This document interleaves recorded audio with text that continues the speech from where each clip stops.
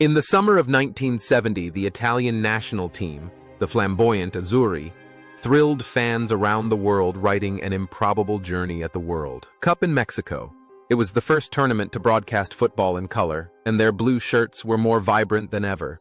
With a talented generation of players trained in the harsh environment of Serie A, they brought to Mexico the perfect blend of famous Catenaccio concrete and explosive moments of attacking artists.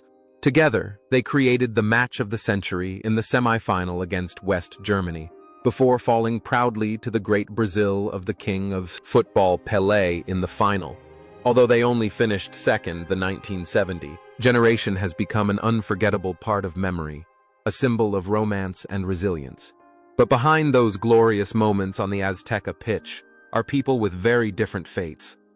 More than 50 years have passed time. The cruelest judge, the cruelest, has carved different traces on their lives. Some became living legends, some chose peace, and some stopped their journey in endless regret. Let's look back at the ups and downs of the players who made up the soul of the golden generation of Italian football that year.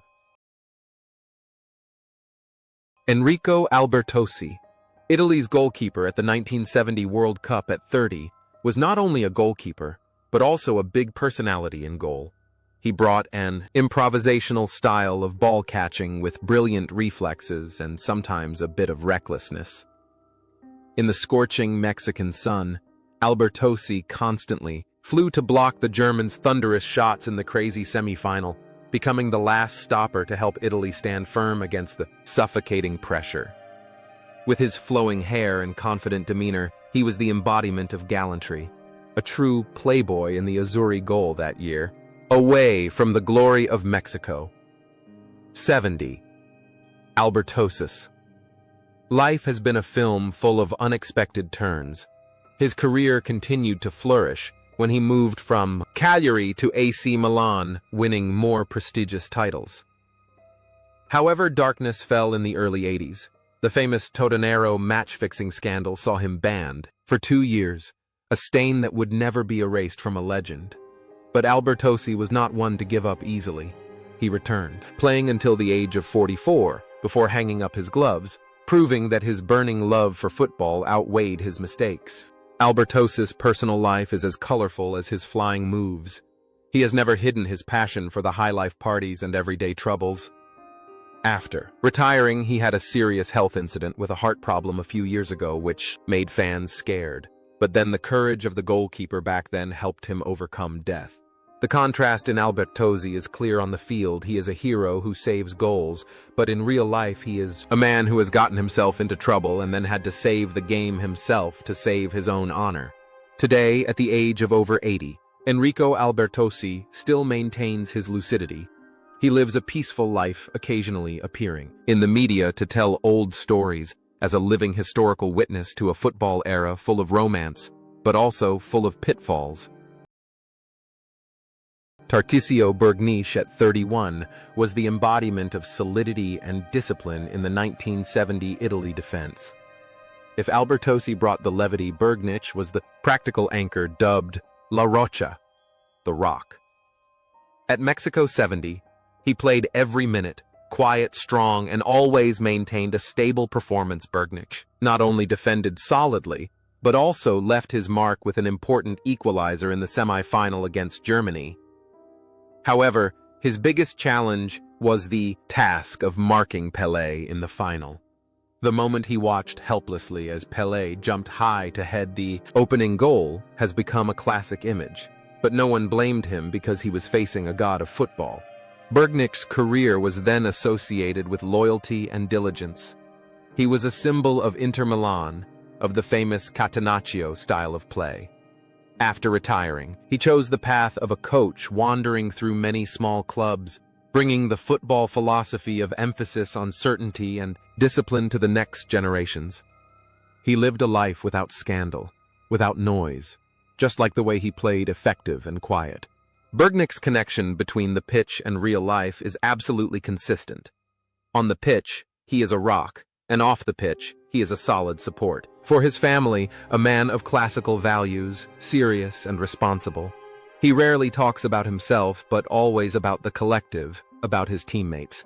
However, no matter how tough that rock cannot resist the laws of time. In May 2021, Tarcisio Bergnic breathed his last at the age of 82 after a long battle with illness. His passing was a sad note taking from Italian football one of the greatest defenders in history, a man who once made the world admire him for his resilience.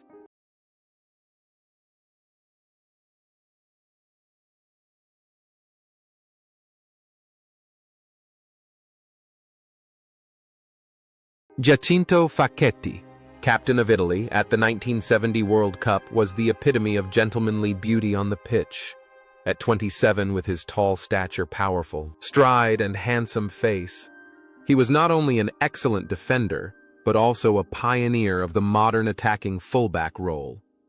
In Mexico, Facchetti was the team's spiritual leader, setting the pace with his calm, composed, and elegant demeanor, helping Italy maintain a balance between a steely defense and proactive attacks. Facchetti's life after Mexico 70 was completely tied to the blue-black shirt of Inter Milan.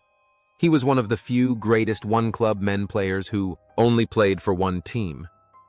After hanging up his boots, he did not choose to be a coach, but became a manager, climbing to the position of president of Inter Milan. Facchetti was famous for his integrity and exemplary ethics in a football world that was increasingly filled with money and calculation. He built the image of an intellectual, polite leader who always protected the beautiful values of sports. The similarity between Facchetti the player and Facchetti in real life is martial arts. He never played dirty on the field and never got dirty off the field. He is a shining example for all generations of players to follow in terms of character. However, life was too short for this exemplary man. On September 4, 2006, the bad news shocked the whole of Italy. Giacinto Facchetti passed away at the age of 64 after a silent battle with pancreatic cancer. He left behind many unfinished plans as president, leaving behind a huge legacy of loyalty and kindness. Gigi Riva, a striker, was referred to as Rombo di Tuono, the Thunder, when talking about Mexico 70. At 25, he was the most feared assassin in Europe. With his powerful left foot and angular face, Riva scored 3 goals in the tournament, striking terror into every defense. He was more than just a striker. He was a symbol of power and explosiveness. After the World Cup glory, Riva did something crazy that modern football can hardly imagine. He refused all big money offers from the northern giants, like Juventus or Milan, to stay forever with Cagliari, the small Sardinian island team. For Riva, loyalty is more important than titles.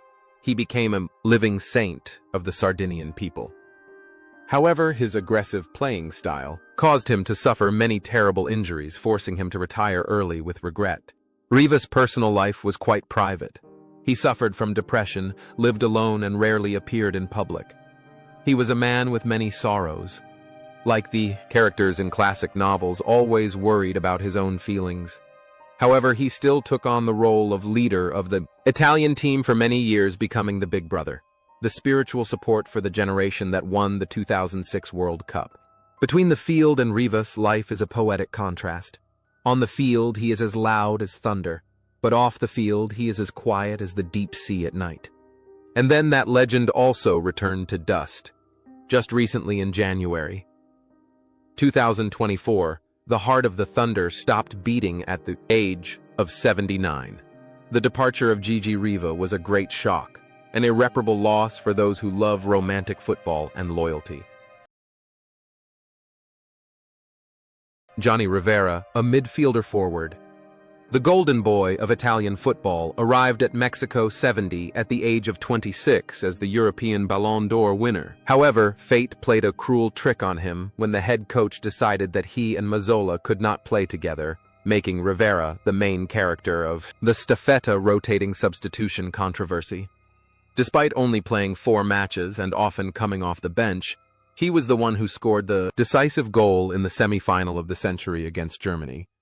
However, in the final, Rivera was only on the field for the last 6 minutes. 6 short, tormenting minutes of a genius. Rivera's subsequent career continued to be brilliant with AC Milan.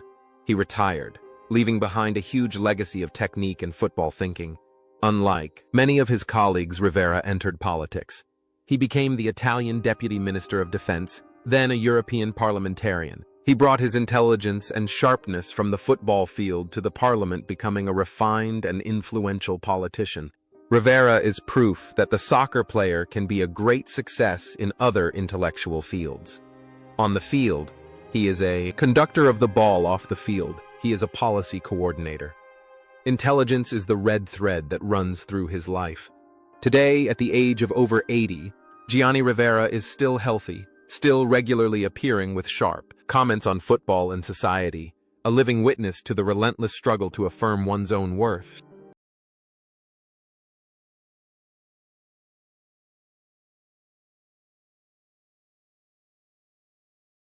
Roberto Boninsegna, as a striker, partnered Riva and was known by the nickname Bonimba. At 26, he was a powerful, aggressive striker with an eye for goal. It was Boninsegna who scored the only goal for Italy in the final against Brazil, sparking a glimmer of hope before it was crushed. He was the silent hero, allowing Riva to shine but always speaking up when the team needed him. Boninsegna's career then continued to flourish when he moved to Juventus and won many Scudetto titles. He was a professional, pragmatic, and effective player. After retiring, he worked as a youth team coach and scout. Boninsegna's life was quite simple away from scandal. He found joy in discovering and polishing rough diamonds for Italian football. Boninsegna's image on the field is that of a tireless warrior, and off the field he is a hard worker. He doesn't have the flashy aura of Rivera or Riva, but his tenacity is admirable. Currently, Bonimba is enjoying his old age peacefully with his family. He still follows football, but with the mindset of a gentle grandfather, rather than the penalty box killer of yesteryear.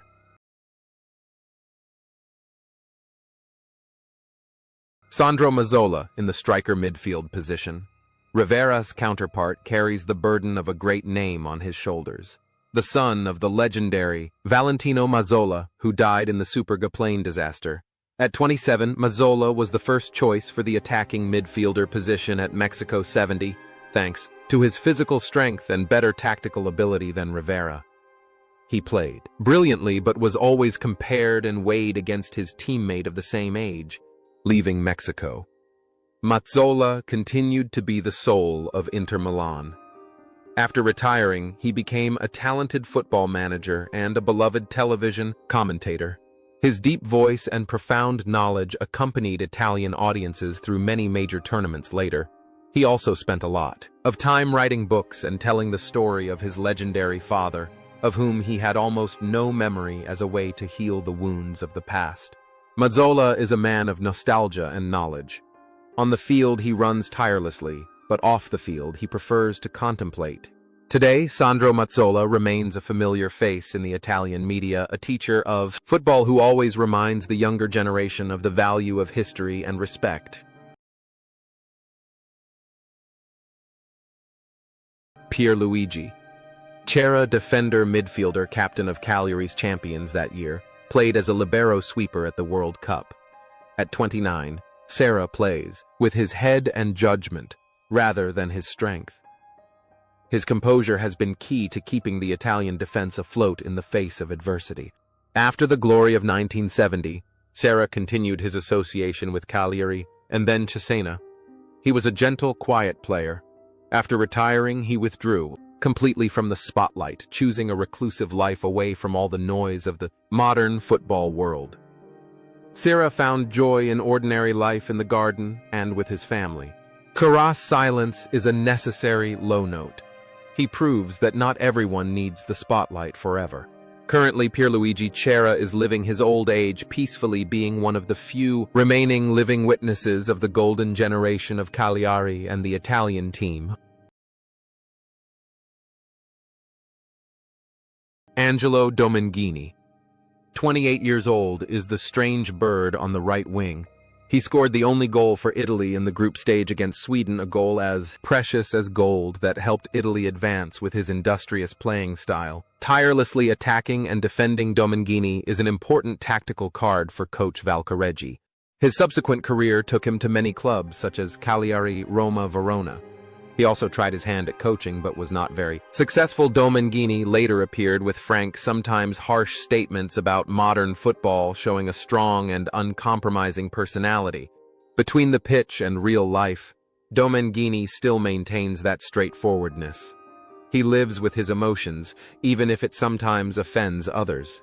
Currently, he lives in Italy, still follows football, and occasionally appears at former players' meetings with the demeanor of a charismatic veteran. Roberto Rosato, a defender nicknamed Faccia d'Angelo, face of the angel, but with a fierce and ruthless style of play. At 26, he is a reliable stopper for AC Milan and the Italian national team. In Mexico, Rosato fought like a true warrior, especially his goal line save against Germany that people still talk about. After a glittering career with Milan and Genoa, Rosato led a private life. He was a family man, gentle and modest in stark contrast to his fierceness on the pitch. That angelic face in real life was a beautiful soul, but fate did not smile on him. On June 20th, 2010, Roberto Rosato passed away at the age of 66 after a long battle with illness. His departure left endless sorrow for Milanista, who always remembered him as one of the most gallant and courageous defenders.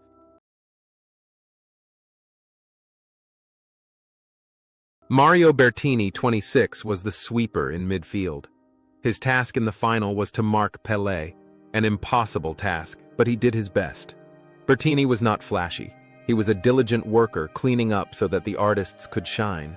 After Mexico 70, Bertini continued to be a mainstay of Inter. However, injuries greatly affected the final stages of his career. After retiring, Bertini chose to live away from the media. He rarely gave interviews, living a quiet business life. Bertini's discipline on the court carried over into his life, orderly, discreet, and sure. Today, Mario Bertini is still alive and well in Italy, one of the living memories of the confrontation with the King of Football, Pelé, years ago.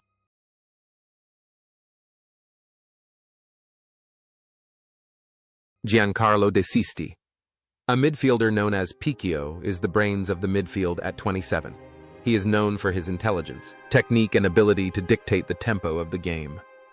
Despite his small stature, De Sisti always knows how to dominate space.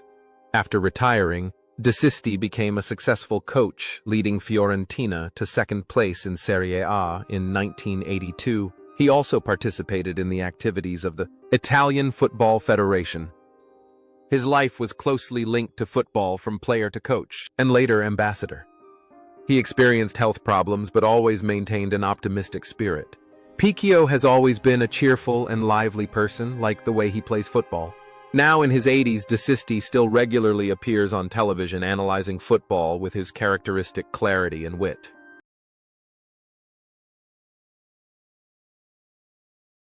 Comunardo Nicolai, a 23-year-old defender, was a special case. He was a talented defender for Cagliari, but he was nicknamed the Own Goal King because of his rare own goals, including an injury that forced him to leave the field early in the 1970 World Cup. However, his starting spot in the World Cup proved that he was truly talented. After the tournament, Nicolai remained a pillar of Cagliari's Serie A title success. He had to live with the teasing about own goals all his life, but he faced it with a smile and self-deprecation. He worked as a youth coach for the Italian Football Federation, training generations of talented players. Nicolai is a testament to overcoming prejudice. He doesn't let a few bad moments define his entire life. However, the journey of that optimistic man has stopped. In July 2024, Comunardo Nicolai passed away at the age of 77, taking with him the tragicomedy of football to the afterlife. Dino Zoff as a goalkeeper. His story at Mexico 70 was an interesting paradox of history. Arriving at the tournament at the age of 28, the prime age of a goalkeeper's life, Zoff had to accept the role of a luxury spectator. He sat there on the bench quietly watching Enrico Albertosi fly between the posts. For a man with high self-esteem and talent already confirmed at Napoli, not being a starter for a single minute was a silent torment. But Zoff did not complain. He turned that silence into great patience, a virtue that would later shape the legend. Leaving Mexico with a silver medal for which he felt he had little part, Zoff moved to Juventus and began building an empire. He was a living testament to the saying, "He who laughs last wins his greatest glory," came 12 years later. At the 1982 World Cup, when most of his 1970 teammates had retired, Dino Zoff at the age of 40 was still standing tall in goal, wearing the captain's armband and lifting the World Cup trophy. In real life, Zoff was the embodiment of uomo tutto d'un pezzo, a man of integrity. He lived a disciplined, strict, and honest life, avoiding all flashy scandals. His composure on the bench in 1970 carried over into his life as a philosophy of life, quiet but full of weight. Today, at the age of over 80, Dino Zoff is still a living monument, a pope in the hearts of goalkeepers. Although he suffered a serious neurological health incident a few years ago that made it difficult for him to walk with the spirit of a champion, he miraculously recovered to continue to be a historical witness to human perseverance.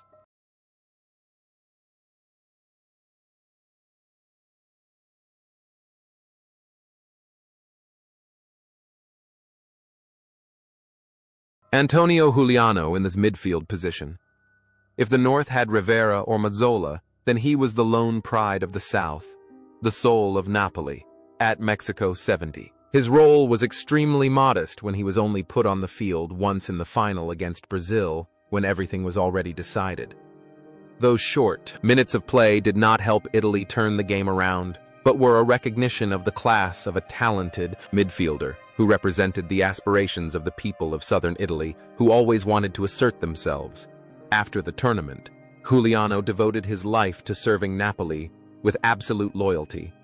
But his greatest legacy was not only in his passes on the pitch. After retiring as CEO, it was Juliano, and no one else, who was the chief architect of the deal of the century. Bringing Diego Maradona to Napoli in 1984, he created an opportunity that changed the history of his hometown club forever.